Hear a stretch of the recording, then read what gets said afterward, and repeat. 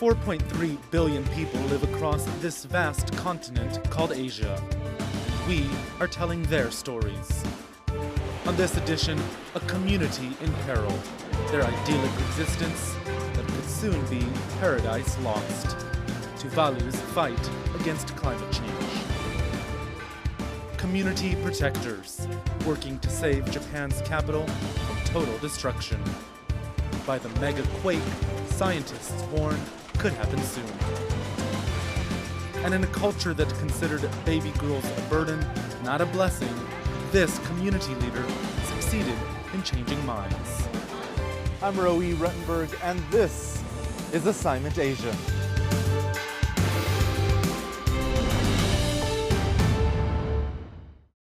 Welcome to the program.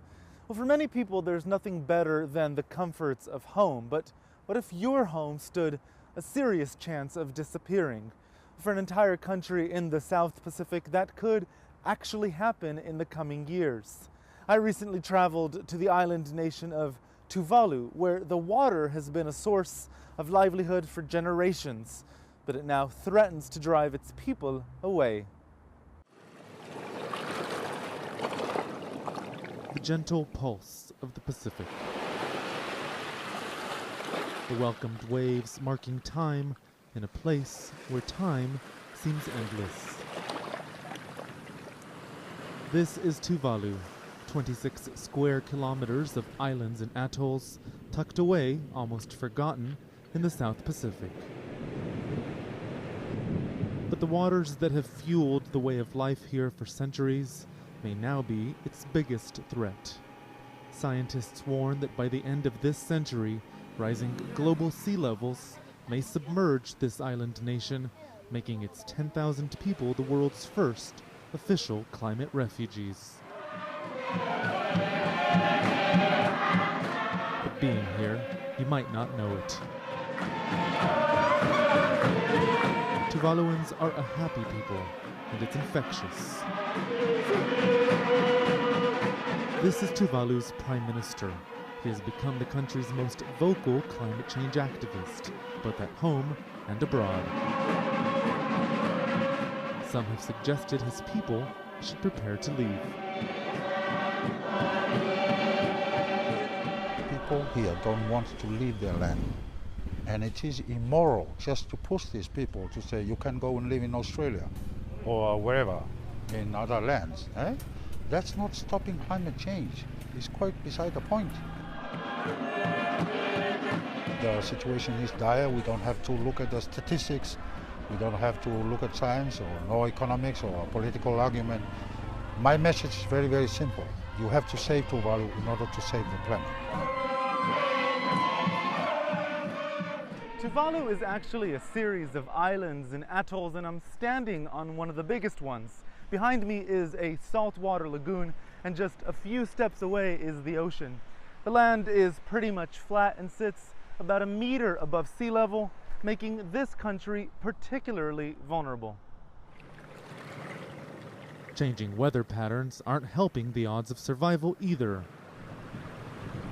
Tuvalu has suffered from 3 droughts in a row. In 2011, the country declared a state of emergency.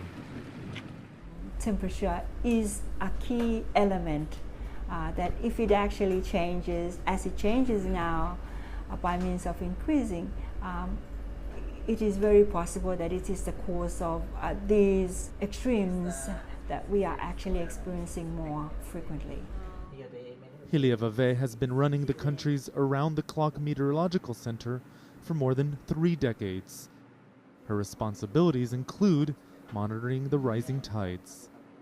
In the 1980s, when I was starting working here, it's only January and February that we can get flooded from these high tides, but not now. Now we can actually get flooded in other months. The water is said to have reached the top of these church steps. That hasn't fazed the faithful.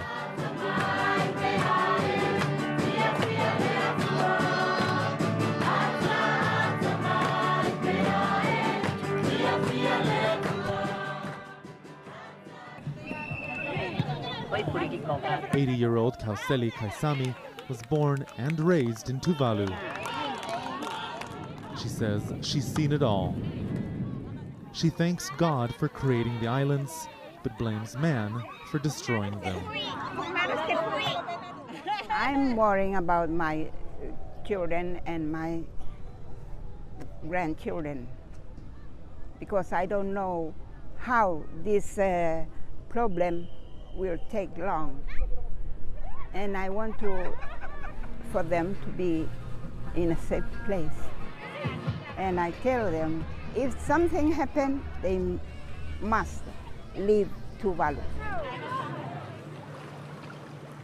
But some say the bigger threat may not be what's happening around the islands, but rather what's happening on them. Half of all Tuvaluans now live on the main island.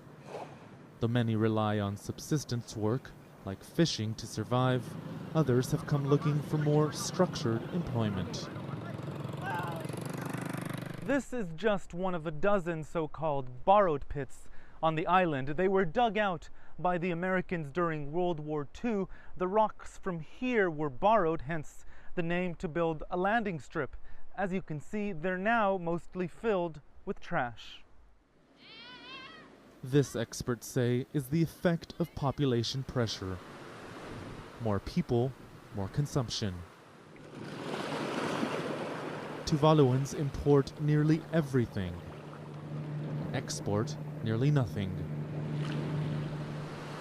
Mounting rubbish, activists warn, is slowly poisoning the environment the people here so desperately rely upon. In order for us to achieve that goal of making Tuvalu the cleanest, we have to work together as a nation, as a community, as a family, in doing the right thing at the right time.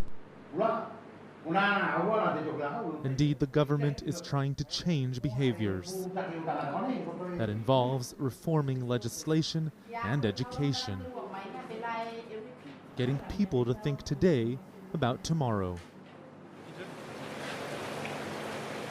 But it also means strengthening defenses, tackling Tuvalu's disappearing shorelines. Working with Japanese scientists, researchers here are now exploring new ways to increase production of Baculogypsina, or star sand. When they die, they've broken off their spine, and they are only left with their shell, which means it's really hard. That means like they become a sand, and actually they will contribute to the formation of most of the island. But that may not be enough. Tuvaluan leaders say this is a crisis, and one which extends beyond their country. This is no longer a jurisdictional issue. It is a cross-border humanity security issue. We have to really think and think outside the box. Are we the world that bad, immorally very bad, to forget about the plight of these people? It doesn't matter whether it's 10,000 or 10 million people. We have to save humanity. A recently coined slogan meant to promote the country is Timeless Tuvalu. But if predictions are right, that time may be running out.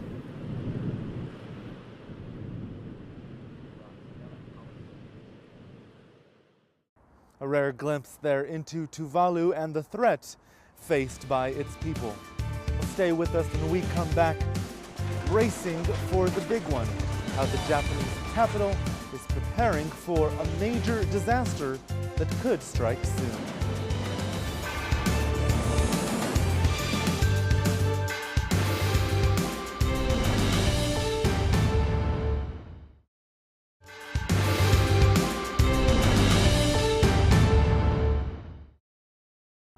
Our stories this week focus on communities.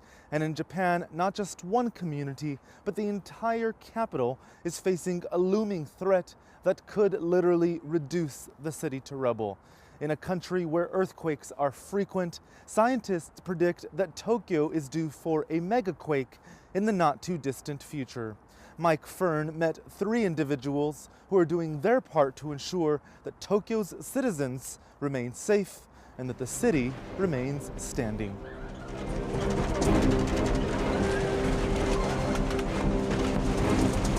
It came without warning. At 2:46 p.m. on March 11th, 2011, the ground in northeastern Japan started to move. Buildings up and down the eastern coast started to shake.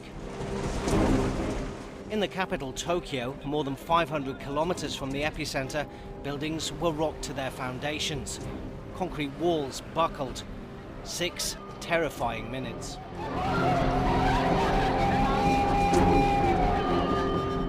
But when the shaking stopped, remarkably, in the capital and in many other areas, little damage was done.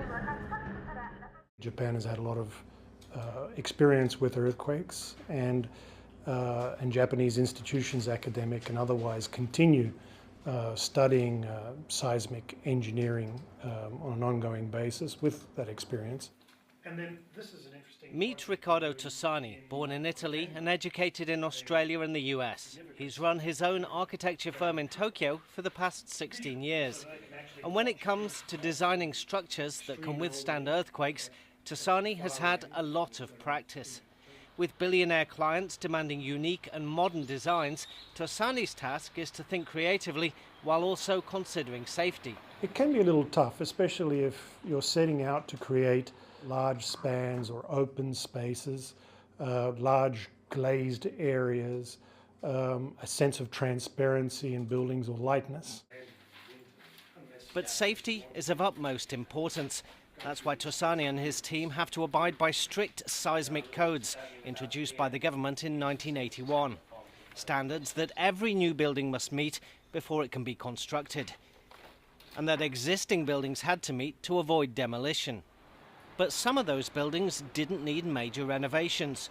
Take Tosani's office, for example. It's a former rice shop constructed in 1976. Tosani says Japanese architects back then always took precautions. Japan's seismic codes are currently the strictest in the world, but scientists here aren't resting on their laurels. Masaki Saruta and his colleagues at Shimizu Corporation are working on the latest in quake-proof technology. They've designed mechanisms found in some of Tokyo's tallest buildings. Saruta himself was carrying out a research experiment when the March 11th, 2011 quake struck. At that time, we worked at my laboratory office, shaking laboratory office. At first, in that building, the shaking laboratory is operating. The building is vibrate. So I couldn't understand the earthquake occurred. But the vibration of the building is so large. This was an earthquake, I noticed.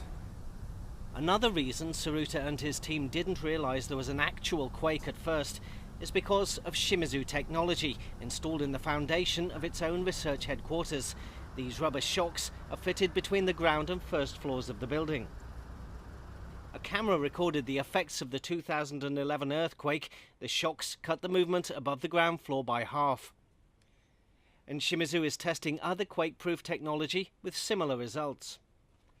There is a core in the center of the building. And this pole right yes, reinforced concrete building. Top of the core, we installed the rubber bearings. And then if we look over here across the water, this black building, what's happening here? What are you using here? So that is we call partially float seismic isolation system. This building is float in the pool. That building is also 1/3 reduced of the ground motion. But this kind of quake-proofing isn't cheap. It drives up the price of a building by an average 5%. But there are lower-cost alternatives. This is one of the latest technologies on the market, marketed by Shimizu Corporation. It's called the Dynamic Screw, and it's 20 to 30% cheaper than other technologies being sold at the moment. The way it works is it takes that lateral movement and turns it into rotation. You can see how that affects buildings. The one at the back has not been fitted with the Dynamic Screw, and this is what happens when the ground starts to move.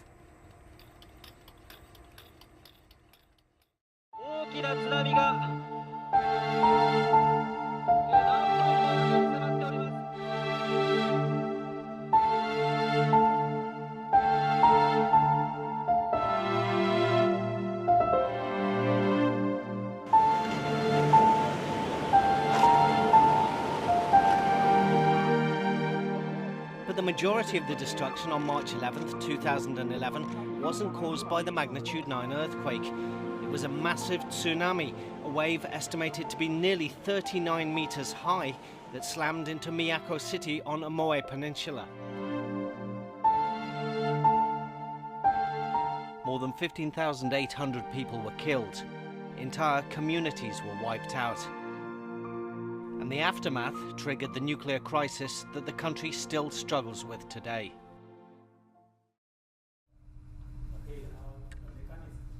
Professor Yasushi Asami from Tokyo University is one of the people tasked with making sure Tokyo doesn't suffer a similar fate. He and his researchers are working with urban planners on a city-wide disaster plan. Tsunami simulators help them design tidal wave defences. They're using this traffic flow map, which tracked 1.5 million mobile phone users across Tokyo during the 2011 disaster, as a way to learn from real-life experiences. We gathered a lot of very detailed information, kind of real-time information, and we could understand people's behavior at the disaster. And that kind of behavior can be analyzed, and also maybe we can know how to guide the people to, for example, evacuate from the say tsunami or other disaster areas. Building a giant wall to guard Tokyo or any city from the wrath of the ocean would be impractical, if not impossible. So Professor Asami says the best bet for the city's residents, if a tsunami were to occur, is early detection and an organized escape plan. The evacuation is very important and very critical because the tsunami is moving so fast and it's more than the running speed of the people. So actually, within a very limited time, the people have to move up to the higher place and safe place, or move very far from the tsunami. So it's very important to provide some kind of facilities that can be safely secure these people. Designing buildings that can withstand tremors. Inventing and testing new technologies to keep structures secure. And finding a route to escape for millions of people. Tokyo is taking the threat of a megaquake and a possible tsunami seriously. But it won't be known if all the precautions and preparation will be effective until disaster actually strikes. For Assignment Asia, I'm Mike Fern in Tokyo. The last time Tokyo experienced a major earthquake was in 1923. The Great Kanto quake flattened the city and left more than 105,000 people dead. Experts say technology will be key to saving lives if and when the mega quake strikes. Well, coming up after the break, how a community leader in India changed a centuries-old mindset and saved the lives of thousands of baby girls.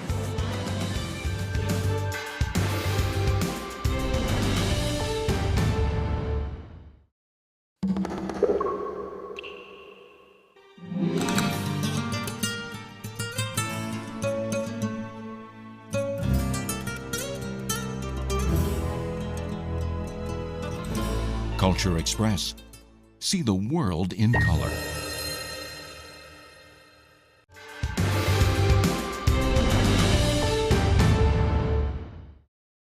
Well, there's a saying that you can't teach an old dog new tricks, and it refers to the difficulties in getting someone who's set in their ways to learn or try something new, but it's even harder to shift the attitudes of an entire community, of a notion that's been ingrained in their culture for centuries. But Shweta Bajaj met one man in the northwest Indian state of Rajasthan who has succeeded in doing just that.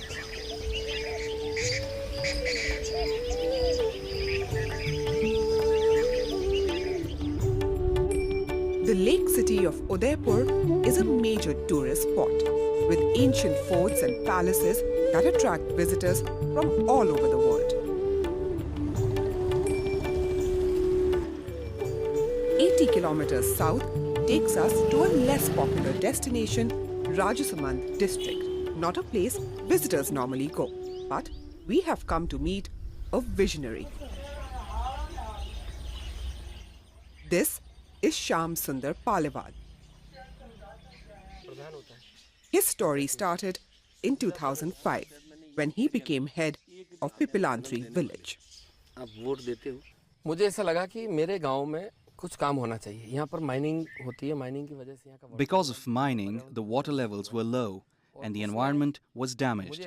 I wanted to give a second life to my village. I believed our income should come from our land. Concrete jungles will only kill villages. जंगल जब तक खड़े होंगे तब तक गांव का तो विनाश ही होगा. So Shyam Sundar Paliwal introduced a plan to plant 111 trees for every girl born in the village.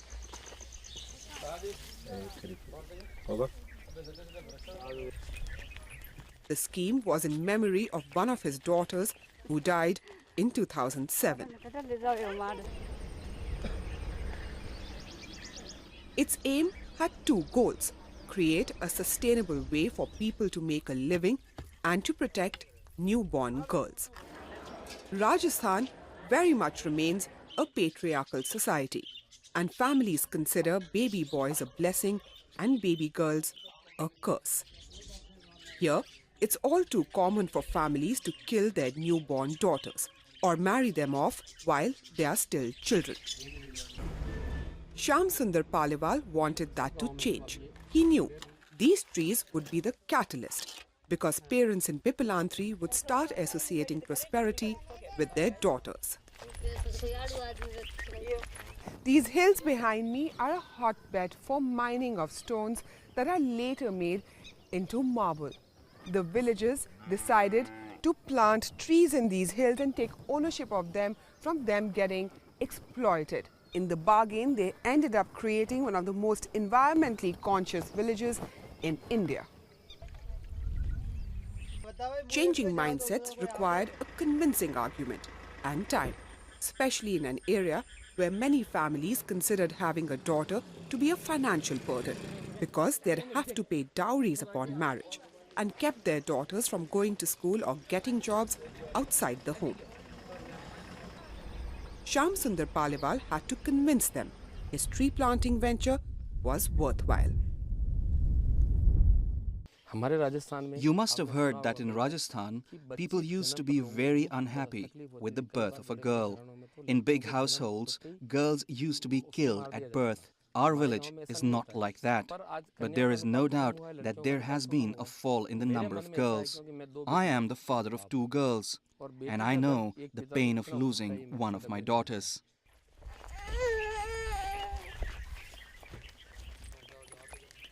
In addition to planting 111 trees for every girl born, everyone in the village contributes to a fund for her. $400 in total is collected from village residents, $200 from the girl's father. That money goes into a fixed deposit, which matures when the girl turns 18. Her parents are required to sign an affidavit promising to send her to school and not to marry her off until she's of legal age. It wasn't long before Shyam Sundar Paliwal's plan began to show results. More than 250,000 trees have been planted over the last 6 years, proving lush green cover to what was once dry, barren land. But what is more remarkable is that the trees represent the births of more than 2,250 baby girls, who have all been registered under the investment scheme. There are a variety of trees, all with rich Ayurvedic nutrients. And to protect them from becoming infested with termites, the villagers planted over 2.5 million aloe vera plants around them. Now these plants have become a source of livelihood. Kala Paliwal works in this small production unit that process the aloe vera plants into beauty creams, juice, soaps and other products. The women who work here now have financial independence and contribute to their family income, something previously unheard of in this part of the country. We gather here once a week to work. All the products are made of pure aloe vera, and the people who come from outside to see our village buy these products. We have benefited from this. When Vimla gave birth to her daughter Drishti 3 years ago, it was celebrated by her family, something that's still very uncommon in Rajasthan. Vimla says Shyam Sundar Paliwal has succeeded in getting families in this village to associate daughters with economic prosperity. There was nothing here. No greenery, no drinking water, no electricity, no roads, nothing. In 6 or 7 years, everything has changed. There were only dry hills and stones here before. Now you can only see prosperity and greenery. This has been possible because of the plan to plant trees to mark every girl's birth. The men in the village agree and have changed their long-held stereotypes about baby girls and women in general. Shyam Sundar Paliwal retired as the village head in July 2010. He says he wanted to do something that people will remember him by. And a look at this village, where parents now consider a baby girl a treasure, shows he's well on his way to reaching that goal. For Assignment Asia, I'm Shweta Bajaj in Pipilantri village, India. A true community leader there. Well, there's more on that story and the others you've seen this week on our website, assignment-asia.com. You can give us your feedback, share your thoughts, and even offer up ideas for future editions. That's all the time we have for this week. I'm Roe Rettenberg. Thank you for watching, and do join us again on Assignment Asia.